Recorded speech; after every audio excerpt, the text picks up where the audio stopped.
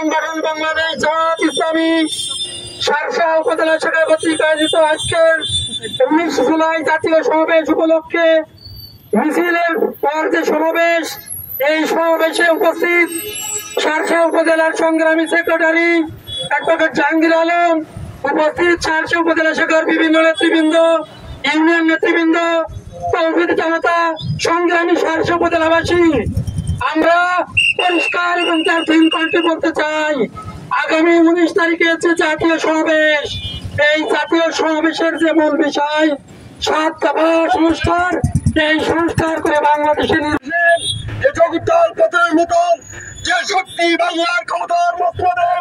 এভাবে চেপে পড়েছিল এদেশের মানুষ, তাদেরকে উৎখাত করে বাংলাদেশ থেকে দিল্লি পাঠিয়েছে। সম্মানীয় উপস্থিতি, এখন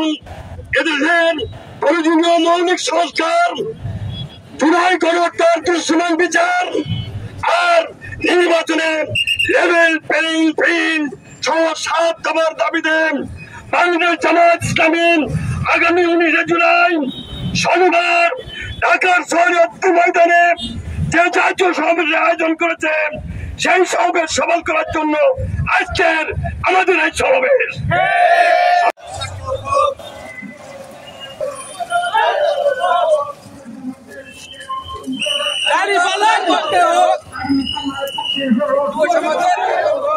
সব থেকে